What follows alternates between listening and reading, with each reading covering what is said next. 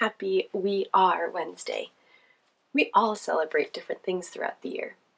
Do you know what some friends or family are celebrating this week? When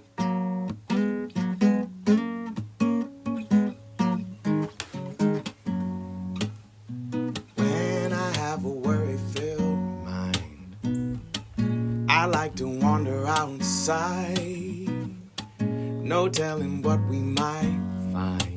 Birds calling, worms crawling, leaves falling down from above. Oh, I plant my feet on the ground.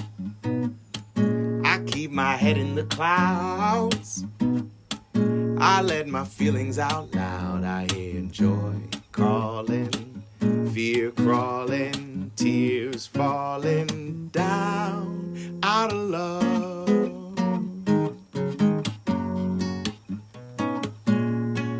Welcome, friends. I'm so glad you're here. If you don't already know, my name is Mrs. A, and I love to start with a feelings check-in. Sometimes I'll ask you about what zone you're in, and other times I'll ask you to be a little more specific and think about the feeling or emotion that you're experiencing right now. In order to help us do that, I have a feelings poster that I made to help us identify the different feelings or emotions that we might be experiencing. And on this feelings poster, you'll see a lot of different faces. The faces are made up of a lot of different shapes and a lot of different expressions, and they have different hairstyles and different skin tones.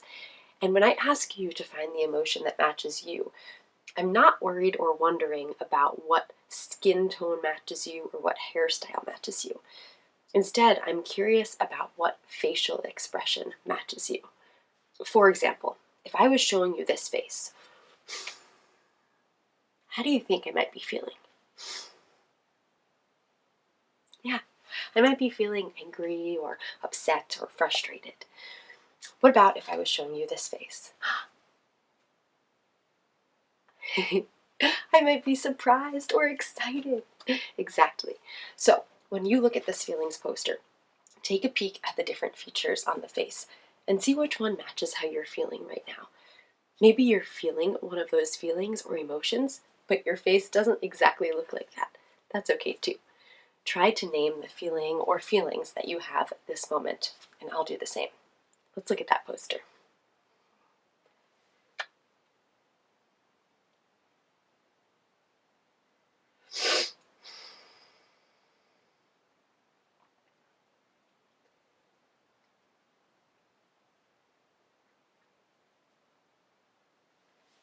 Did you find a feeling that matches you? If you need some more time, you can always pause and check it out a little bit more. But I'd like you to try to name that feeling. Say it out loud. Tell it to the people around you, or just say it to yourself. I am feeling joyful right now. I'm feeling joyful because of what we're going to talk about today. There are a couple exciting things coming up that are making me feel joyful and hopeful. What about for you?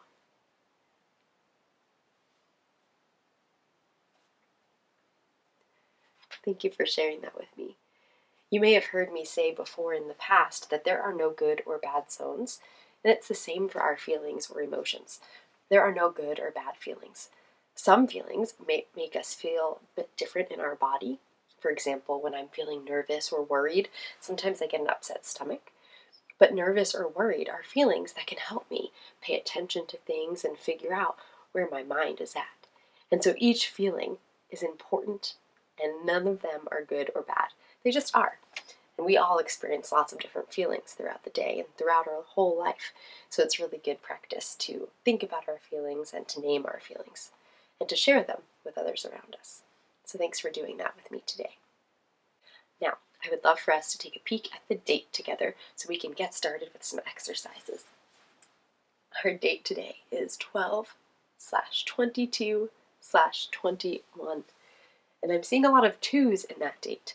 And maybe you remember, but we have been practicing counting by 2s. And so if I see a 2 in the 1's place, that's going to tell me that that number is even. And that will remind us to count by 2s. Now, if you don't know how to count by 2s yet, That's totally fine. That's why we're practicing together. Now, before we get started with our date, let's check in with Fig and see what exercise they're showing us. Hi, Fig. What do you notice about Fig and their body? Yeah, it looks like they're kind of bent over a bit. Maybe they're reaching for something. You can make some observations or guesses, and we'll do Fig's move in just a little bit. For now, we'll start off with 12 marches. And as I mentioned, we're going to count by twos, so we'll only say the even numbers as we march. I'll help you out and you can follow along. Let's stand up and start marching, counting by twos. Ready? 2, 4, 6, 8, 10, 12.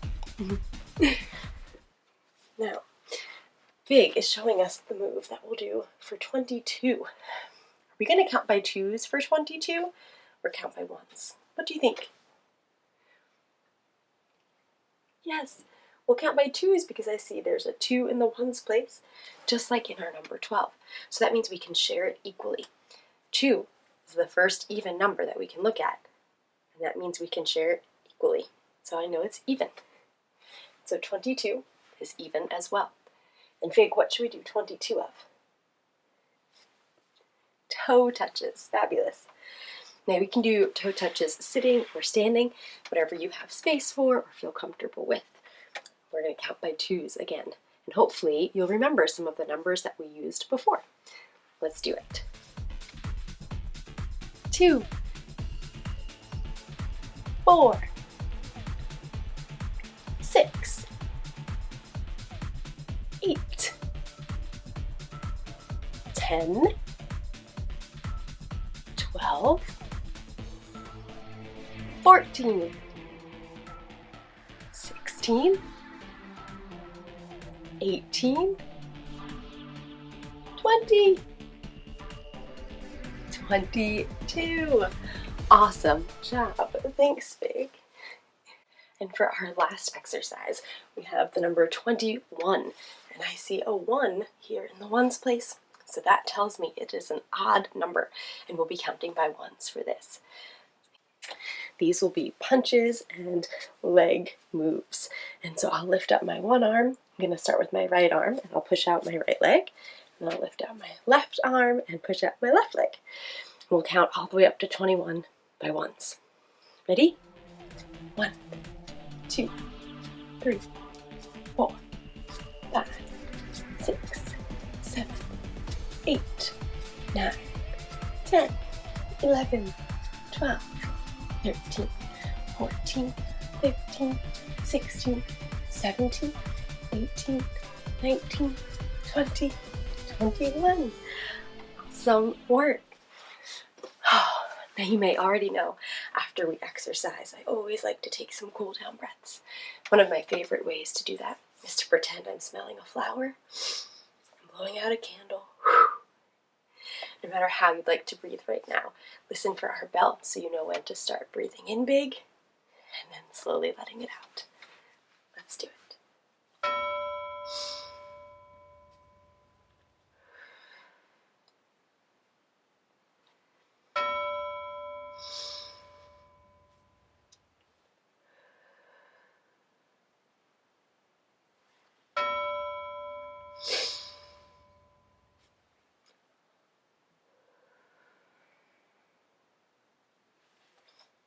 Great. I hope you're feeling a little bit cooled down and settled back in. Earlier, I asked if you know what some maybe friends or family are celebrating later this week. Do you know? Christmas. Yeah. And in December, I celebrate Christmas, and I also celebrate my birthday. And so there are two things that I celebrate in December. Are there things that you celebrate in December? Oh, awesome. So today we're going to talk a lot about celebrations and a little bit about Christmas as well. Let's take a peek at our message to hear more.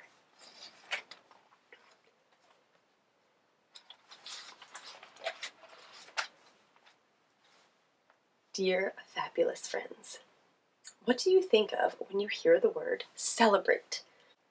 Do you think of decorating a space with banners, balloons, and big bouncy houses? Do you think of sharing a marvelous meal with many loved ones? Do you think of visiting a fabulous or favorite spot in town? Something else? We all celebrate different days in different ways. For example, traditions during birthdays, holidays, and accomplishments might look one way for me and another way for you.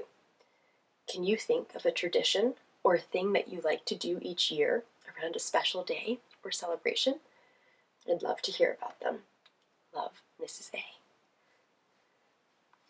Are there any traditions that you have with your family? Things you like to do every year in order to celebrate? Yeah, I have some as well. And I also have some books here to share that will maybe make us think about traditions or celebrations in a new way, or give us some ideas of what we might want to try too.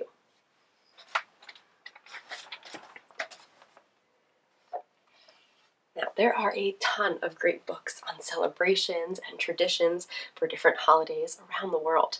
And if you are already a supporter on my Patreon, you know because I've sent out a book list with a ton of great books for just that. And if you're not already a supporter on my Patreon, be sure to check it out. It's a way to get some different materials or resources to help connect with the things we talk about in my videos. There are also different levels so you can help support me in a way that feels most comfortable for you and your family. Let's take a peek at the books I was mentioning. This first book is a really great reminder of how some of us may like to celebrate, but it may look slightly different from how you celebrate or how I celebrate, or it may look similar. It's called Snow Dance, and it's by Leslie Evans, illustrated by Cynthia Jabbar. And in this book, there are young characters who are so excited about the first snowfall that they start celebrating by doing a snow dance. And dancing is something I like to do a lot when I celebrate. Sometimes when I'm celebrating people getting married, I dance. Sometimes after a long week, I celebrate by dancing with my friends. Sometimes at birthday parties, I like to dance. And so this book is all about a snow dance, and I thought it was a really fun way to combine wintertime, which many of us are experiencing right now, and traditions or celebrations like dancing. And there's a really fun rhyme throughout this book. And so as you're reading, you'll start to notice the beat and the rhyme. And I think that's another really great example of celebrating. Sometimes people like to write poetry or speak in a way that sounds really fun and playful and interesting. So dancing and singing or speaking in a really excited way are great ways to celebrate. Now, this next one is called The Red Book, and it is written by Barbara Lehman. And this is a pretty incredible book because it reminds me that sometimes people are alone on their special days and they might want to be with others, but they may not have others around. And I really love this book because this one doesn't actually have any words in it. It just has illustrations. And so you can use those illustrations or pictures to make a story in your head. Or you could try to figure out what you think the pictures or illustrations are showing exactly, and maybe try to make a story that matches. But I really enjoy books that don't have words because it helps me use my imagination and be creative in a slightly different way. And so this is called The Red Book, and I'm curious what you think about it. I think it's really interesting and really beautifully illustrated. And like I said, it reminds me that sometimes people have to celebrate things alone, but we can reach out to them or we can connect to them in some creative ways that might make them feel a little bit more joyful during their celebrations. So be sure to check that out, The Red Book. And last but not least, like I said, we're going to talk a little bit about Christmas, which some of us or some of our friends might be celebrating later this week. And this is a book that I really love. Maybe you've met or seen Strega Nona before. She's a pretty famous character in books, and this is called Merry Christmas, Strega Nona, Story and Pictures by Tomi de Pola. And we'll just read the first few pages together because it actually shares some of the traditions and celebrations that I do in my family. It says, "It was the first Sunday of Advent, and everyone in the little town of Calabria was busy getting ready for Christmas, including Strega Nona, Grandma Witch.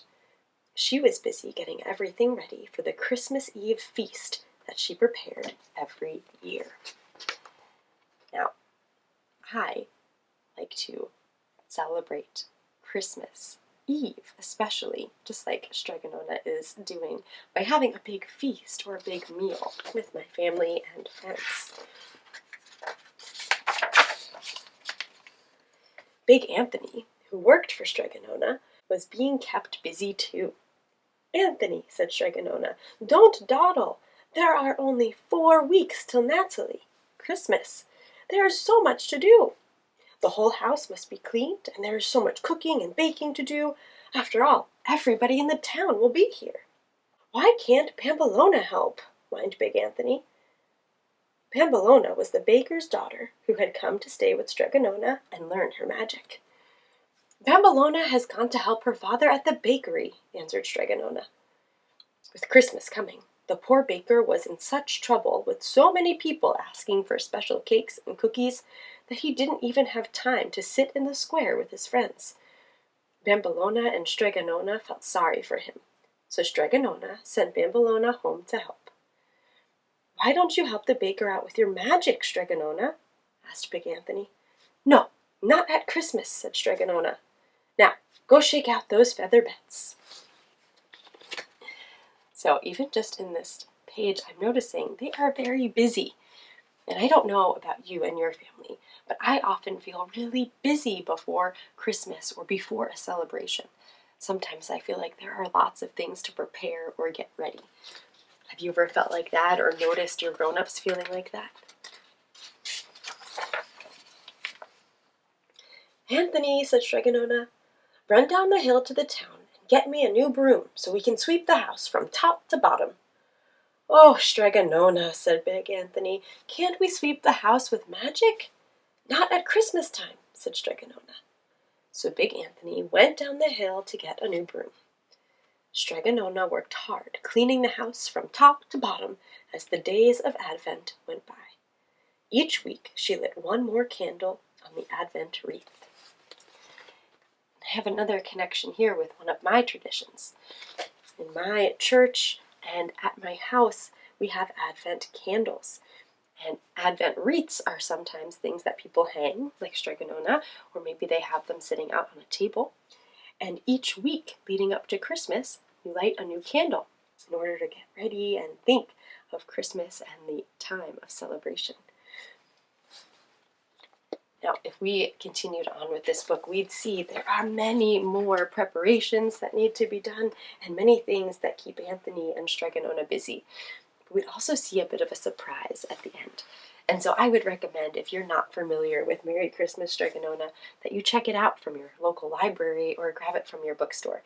It's a classic book that describes some of the traditions that people might do on Christmas or during Christmas time. And it's a really sweet and heartwarming book.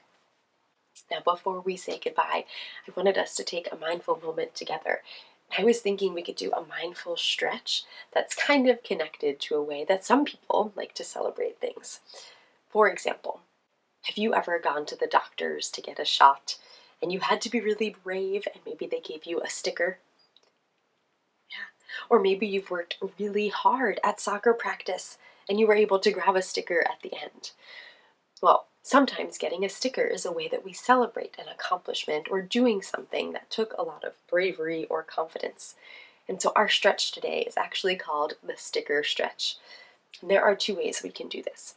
We can find a space that is flat and comfortable to lay on, maybe like a couch or a carpet or a bed. And we can lay on our stomach and stick our arms up and really kind of stretch our body. Or we can do the same on a wall. Stickers sometimes get laid flat on things or on journals or on windows. And so we're going to form our body as if we are a sticker. We're going to take 3 big breaths. And I'd like you to think about taking those big, deep breaths and try just focusing on stretching your body in a sticker shape and breathing deeply 3 times. Will you find a good spot to be a sticker? Okay, I'll do the same. Okay, my friends, I'm in a good spot to be a sticker. I hope you are too. Let's do 3 big breaths. Ready?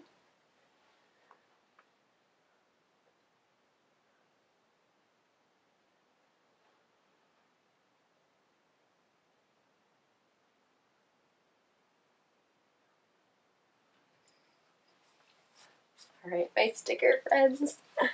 What are you noticing about your body? How did that sticker stretch make you feel?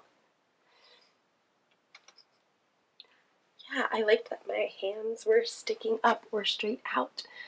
It almost made me feel a bit more excited or celebratory. Did you notice anything in your body as you were making that shape or stretch? Awesome. Well, friends, thank you so much for joining me today. Please remember to like and subscribe so we can continue to talk more about different celebrations and traditions and a number of other wonderful things. And please be sure to check out my Patreon if you haven't already. Like I said, there are a lot of great resources and book suggestions and different activities that you can use as you continue to think about these things or listen or read about the things we've talked about. So friends, I want to send you off with some love if you'd like it, a hug if you want it, and I hope you make it a wonderful rest of the week. I can't wait to see you next time.